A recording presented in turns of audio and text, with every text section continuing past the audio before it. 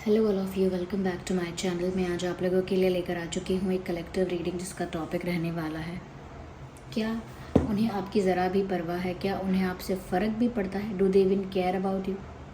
Okay, तो क्या उन्हें आपकी ज़रा भी परवाह है या क्या उन्हें आपसे फ़र्क पड़ता है, हम ये जानेंगे। और ये रीडिंग जनरल है, कलेक्टिव है। हो सकता है कि आपकी सिचुएशन के साथ एक्यूरेटली रेजोनेट करे, हो सकता है कुछ परसेंट करे।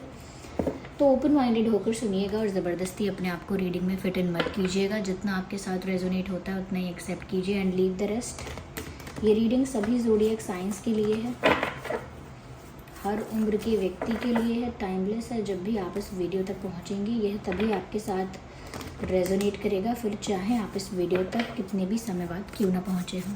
चलिए स्टार्ट करते हैं रीडिंग और देखते हैं क्या उन्हें आपसे ज़रा भी फ़र्क पड़ता है या क्या उन्हें आपकी ज़रा भी फ़िक्र है। Okay, the forgiveness here we have and then we have this despondence and okay, I need just one card at one time. Wisdom, right? Okay, release. So we have these cards, just a second.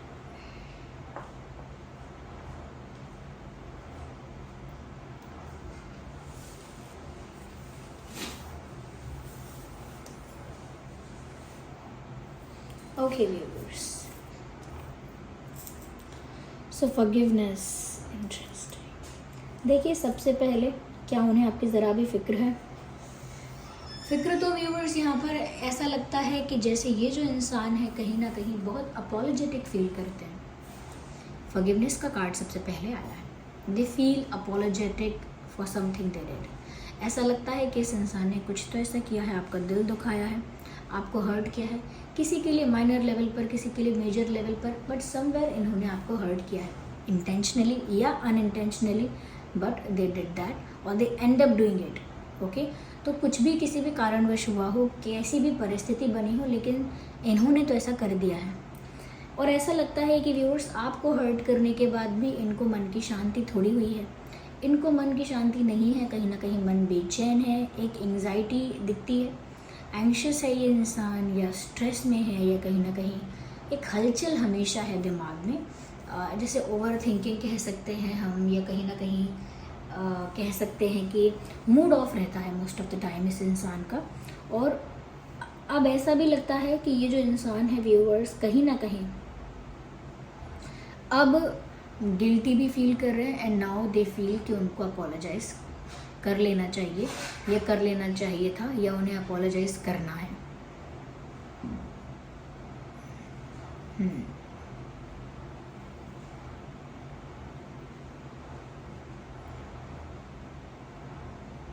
या that's what they are feeling. क्योंकि इस picture, जो भी pictures हैं और जो भी messages हैं, एक भी मुझे ऐसा नहीं दिखता है कि जहाँ पर ये अपसेट, डिसअपॉइंटेड और अपोलोजेटिक या गिल्टी फील ना कर रहे हों। तो आपसे माफ़ी मांगना चाहते हैं व्यूअर्स, और आपसे माफ़ी मांगना चाहते हैं क्योंकि आपको हर्ट किया है, इस वजह से गिल्टी भी फील करते हैं। तो इन सब चीज़ों से साफ साफ पता चलता है व्यूअर्स कि ये जो इंसान है इन्हें आपकी परवाह है। अगर परवाह नहीं होती तो क्यों ये इंसान आपसे माफ़ी मांगने के बारे में सोचते? क्यों ही इनको रियलाइज़ होता कि इनकी कोई गलती है या ये गिल्टी है? इन्हें कैसे पता लगता? क्योंकि इन्हें आपकी परवाह है, क्योंकि इन्हें आपकी फ़िक्र भी है, चिंता भी है, और क्योंकि आपकी वैल्यू भी इनकी लाइफ में काफ़ी है। तो ऐसा लगता है व्यूअर्स कि ये इसी वजह से आपसे माफ़ी मांगना चाहते हैं, because you are valuable to this person. आप इनके लिए वैल्यूएबल हो और कहीं ना कहीं प्रीशियस हो। इसी वजह से ये इंसान माफ़ी मांगना चाहते हैं और एक्सपेक्ट भी करते हैं कि आप इनको माफ़ कर दें, इनको सेकेंड चांस दे दें, या फिर इनकी मिस्टेक्स को थोड़ा लेट गो कर दें, लेकिन इनको माफ़ कर दें। तो वो तो माफ़ी मांगने की एनर्जी में है, या माफ़ी मांगने के थॉट प्रोसेस में है। आपकी फ़िक्र ना करने का तो सवाल ही नहीं उठता। इनफैक्ट यहाँ पर ऐसा लगता है कि कहीं ना कहीं वो डिसअपॉइंटेड है अपने आप से भी, और इस चीज़ का फ्रस्ट्रेशन है कि जो वो चाह रहे थे वो सब चीज़ें तो हुई नहीं, और उसके अपोजिट और इनके अगेंस्ट सब कुछ हो गया, ऐसा लगता है। दे हैड प्लान्स, ओके, इनके कुछ प्लान्स, कुछ एक्सपेक्टेशंस थे, लेकिन वो इनके प्लान्स और एक्सपेक्टेशंस सक्सेसफुल नहीं हुए, वो तो एक बात है। दूसरी तरफ से इनके अगेंस्ट सब कुछ हो गया, सिचुएशन अनफेवरेबल हो गई। ऐसा नहीं है व्यूअर्स इन्होंने आपके लिए कुछ अच्छा नहीं सोचा था, ऐसा नहीं है कि इन्होंने कभी कोई स्टेप लेने का सोचा ही नहीं था, ऐसा नहीं है। दे हैड प्लान्स, लेकिन कुछ वर्क नहीं किया और उससे पहले बहुत कुछ बिगड़ गया। कहीं ना कहीं व्यूअर्स ये माफ़ी तो मांगना चाहते हैं, लेकिन अपनी लाइफ से अभी भी फ्रस्ट्रेटेड है।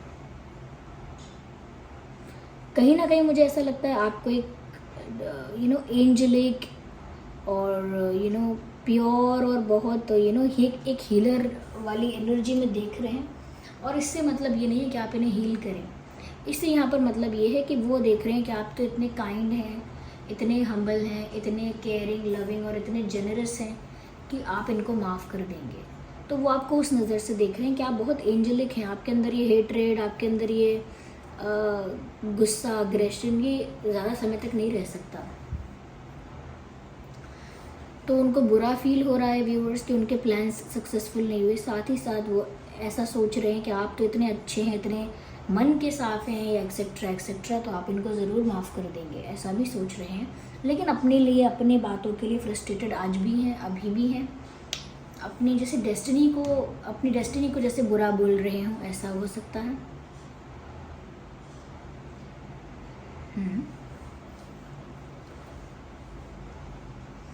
यहाँ पर व्यूअर्स मुझे ऐसा भी लगता है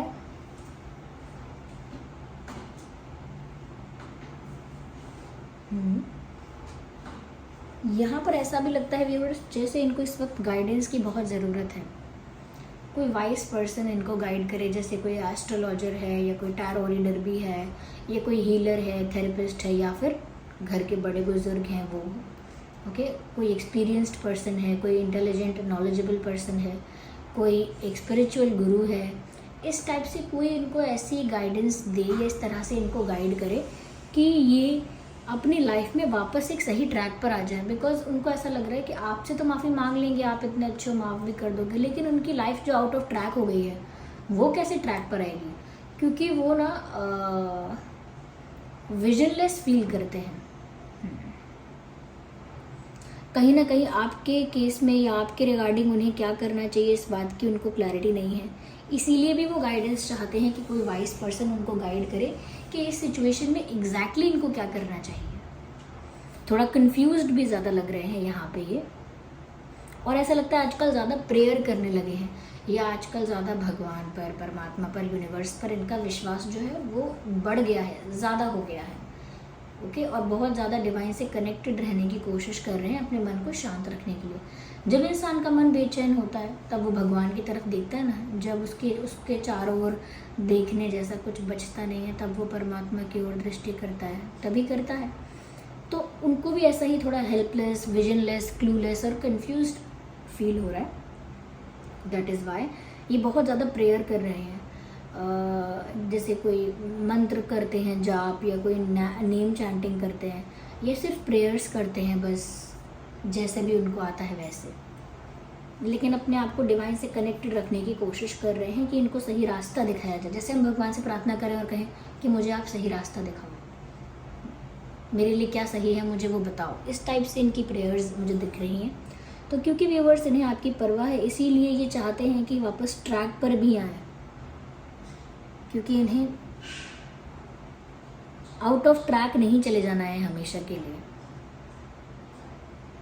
इन्हें अपने रिलेशनशिप को प्रोटेक्ट करने के लिए कुछ करना है। उन्हें लगता है व्यूअर्स आप बहुत एक मदरली, बहुत नर्चरिंग और बहुत काइंड टाइप ऑफ पर्सन हो।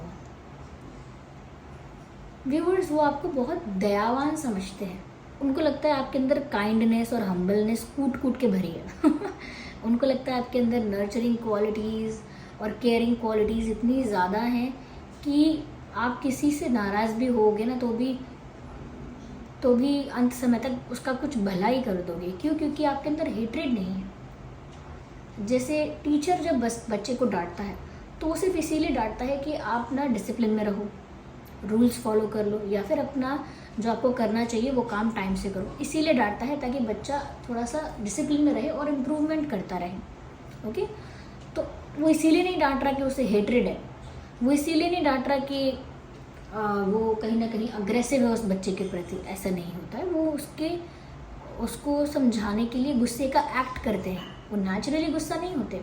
जैसे पेरेंट्स होते हैं वो छोटे बच्चों को इस तरह से डांटते हैं, लेकिन क्या अंदर से अग्रेसिव हो जाते हैं? नहीं, वो सिर्फ एक्ट करते हैं उसको डांटने का। ऐसे ही यहाँ पर ऐसा लगता है व्यूअर्स कि आप जब किसी से गुस्सा होते हैं ना, यू एक्ट एंग्री क्योंकि सिचुएशन रिक्वायर्स दैट, लेकिन अंदर से गुस्सा इतना नहीं आता है, अंदर से इतना बुरा नहीं लगता किसी को डांटना, किसी को बताना, समझाना, गुस्से की आवाज़ में किसी को कुछ बोलना। इसका मतलब ये नहीं अंदर से भी उतनी ही अग्रेसिव आप फील कर रहे हो या अंदर से भी उतना ही एंगर उबल रहा है, इतना गुस्सा उबल रहा है अंदर से, ऐसा नहीं है। सिर्फ उस सिचुएशन की रिक्वायरमेंट की वजह से डांटना ज़रूरी हो जाता है, इसीलिए डांटते हैं। या उस समय गुस्सा दिखाना ज़रूरी हो जाता है कि अगर इस समय मैंने, कुछ लोग तो इसलिए भी गुस्सा दिखाते हैं कि अगर इस समय मैंने गुस्सा नहीं दिखाया, इस समय मैंने एक डिसएग्रीमेंट या एक डिसअपॉइंटमेंट शो नहीं किया, तो फिर तो ये मुझे लाइटली लेंगे, हमेशा फॉर ग्रांटेड लेंगे, मेरी बात की वैल्यू नहीं समझेंगे। तो कभी कभी कुछ सिचुएशंस में आपको डिसअप्रूवल, डिसएग्रीमेंट या डिसअपॉइंटमेंट, ये कहीं ना कहीं एक तरह से उसके लिए आप उस चीज़ को आप कितना गलत समझते हो ये दिखाने के लिए थोड़ी आवाज़ उठानी पड़ती है, थोड़ा अपनी टोन को थोड़ा लाउड करना पड़ता है, थोड़ा सा मीन तो नहीं लेकिन वर्ड्स के साथ थोड़ा सा हार्श होना पड़ता है। वो सिचुएशन की रिक्वायरमेंट की वजह से होना पड़ता है। दिल से या अंदर से गुस्सा नहीं आता है। जब लोगों को अंदर से गुस्सा आता है ना व्यूअर्स, तो वो बड़ी बड़ी गलतियाँ कर बैठते हैं, उसे अंदर से गुस्सा आना कहते हैं। किसी को थप्पड़ लगा देते हैं, किसी को गालियाँ निकाल देते हैं, किसी को फिज़िकली किसी को हार्म कर देते हैं, या फिर प्लान कर लेते हैं किसी के लिए बुरा, किसी के लिए कंस्पिरेसीज बना लेते हैं, आगे किसी के लिए एक उसको हराने के लिए, उस इंसान को नीचे गिराने के लिए, उसे पीछे खींचने के लिए प्लानिंग प्लॉटिंग स्टार्ट कर देते हैं। तो वो एक अलग लेवल की हेट्रेड, अलग लेवल का अग्रेशन है। ओके, वो आप में नहीं है, इसीलिए यहाँ पर वो बार बार ऐसा सोच रहे हैं कि आप बहुत काइंड है, लविंग है। आपका डांटना, गुस्सा होना भी एक जैसे कोई अपना ही नाराज़ होता है, एक वैसा ही है। आपका रूठना भी ऐसा ही है जैसे कोई अपना ही नाराज़ होता है।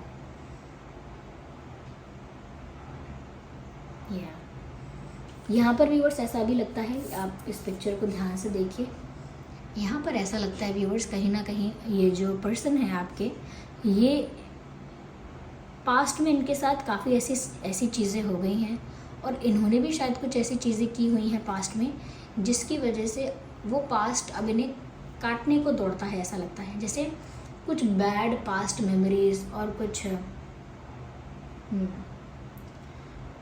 कुछ बैड पास्ट मेमोरीज या कुछ बैड पास्ट इंसिडेंट्स या एक्सपीरियंसेस इनको आज भी डराते हैं। आज भी वो उन चीज़ों को याद करके उतना ही घबरा जाते हैं, उतने ही एंग्शियस हो जाते हैं जितना तब हुए होंगे जब ये घटनाएं घटित हुई थी। तो ये रिलीज़ करना चाहते हैं, वो ट्रॉमा है, वो जो बर्डन है, वो जो बैगेज है, वो जो नेगेटिविटी है, उसे वो अब अपनी लाइफ से रिलीज़ करना चाहते हैं। क्योंकि आप देखिए ना, ये ग्रेवयार्ड जैसा दिखता है, कब्रिस्तान जैसा दिखता है, जहाँ पर पीछे ये ग्रेव्स दिखती हैं, यानी कि जो बीत चुका है, जो पास्ट था, जो कि एक सैड ट्रॉमेटाइजिंग पास्ट है, और इस इंसान को इस पास्ट से बाहर आना है। क्योंकि जो चीज़ें बीत गई वो तो बीत गई, अब इनको वो मेमोरी को रिलीज़ करना है या उस एक्सपीरियंस को रिलीज़ करके खुद को बाहर लाना है। लगता है कि जैसे ये बहुत पास्ट में जी रहे हैं।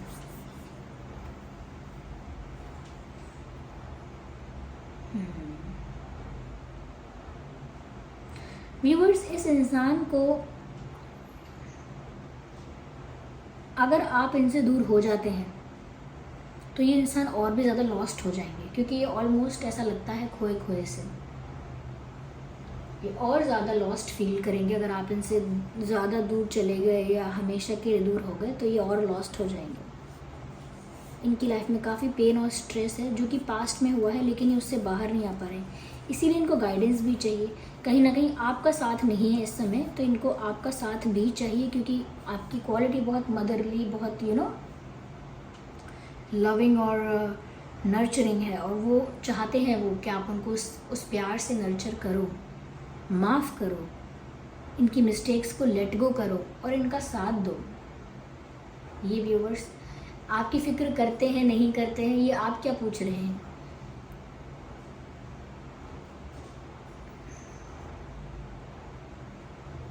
You are the only happy space in his or her life.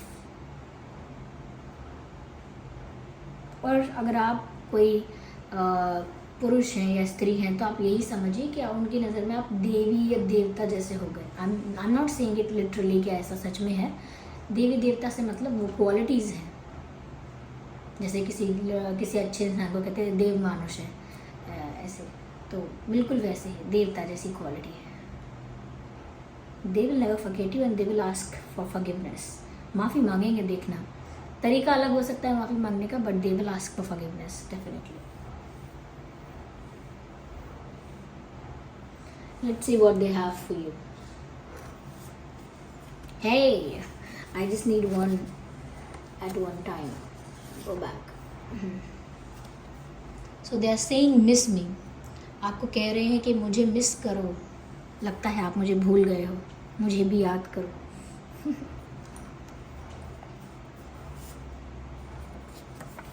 C, you are like my family. तुम मेरे परिवार की तरह ही हो, मुझसे अलग नहीं हो। तो आप वो आपको अपना फैमिली मान रहे हैं व्यूअर्स।